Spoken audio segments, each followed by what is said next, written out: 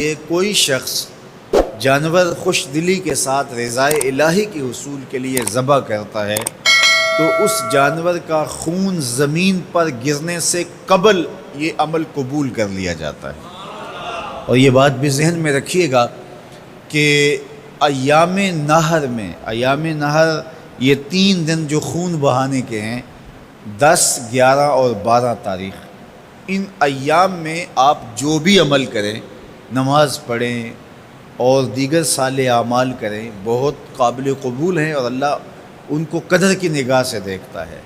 لیکن ان ایام میں جو سب سے زیادہ اللہ کو محبوب عمل ہے وہ راہ خدا میں خون بہانا ہے، قربانی پیش کرنا ہے۔ تو قربانی کا کوئی اور متبادل نہیں ہو سکتا۔ کچھ لوگ یہ فلسفہ ان دنوں کے اندر بیان کرتے ہیں کہ 20-50 ہزار کی قربانی کرنے کی بجائے اتنے اگر کسی غریب کو دے دیے جائیں تو اس کے 2-3 مہینے خیریت سے گزر جاتے ہیں اور وہ گھر کے اندر جو ہے وہ ضرورت کی چیزیں ڈال لے تو گوشت تو 2-4 دن کے اندر کھایا پیا جاتا ہے، ختم ہو جاتا ہے۔ لیکن اگر اتنے پیسے کسی غریب کے گھر دے دیے جائے تو یہ اچھی بات ہے۔ تو اسلام کب اس عمل سے روکتا ہے؟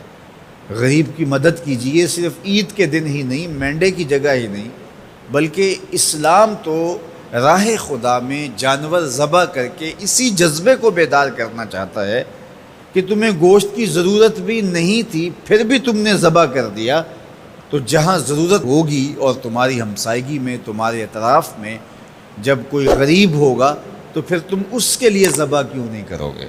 اس کے لیے تم قربانی کیوں نہیں کرو گے؟ اِثار کیوں نہیں کرو گے؟ یہاں تو پھر بھی ہم گوشت خود کھا لیتے ہیں یا غرباء میں بانٹ دیتے ہیں، لیکن منا کی وادی میں جہاں لاکھوں قربانیاں پیش کی جاتی ہیں وہاں تو جانور کاٹ کے اس کو ذبح کر کے بس چھوڑ دیا، اس کے گوشت سے غرض ہی نہیں ہوتی۔ زیادہ تر حجاج ایسے ہوتے ہیں جن کو یہ بتا دیا جاتا ہے کہ تمہاری قربانی کر دی گئی ہے، اور وہ فون کال کے انتظار میں یا حکومت وقت کی جانب سے دیے گئے وقت کے بعد حلق کروا دیتے ہیں۔ تو انہوں نے نہ اپنا جانور دیکھا ہوتا ہے، نہ اس کو ذبح ہوتے دیکھتے ہیں، تو صرف انہیں ٹائم بتلا دیا جاتا ہے یا ان کو کال کر دی جاتی ہے تو یہ ان کے لیے کافی ہوتا ہے۔ تو وہاں تو گوشت کھانا بھی مقصود نہیں، تو صرف اللہ کی رضا کے لیے جانور ذبح کرنا۔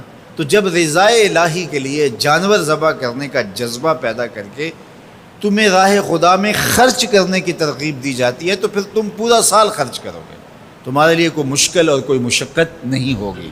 لیکن اگر تم جو ہے وہ اس جذبہ خیر سے نور حاصل نہیں کرو گے تو پھر تمہیں یہ دولت نصیب نہیں ہوگی۔ تو سب سے افضل عمل ان 3 ایام کے اندر جو بتایا گیا وہ یہی ہے کہ راہ خدا کے اندر خون بہانا ہے۔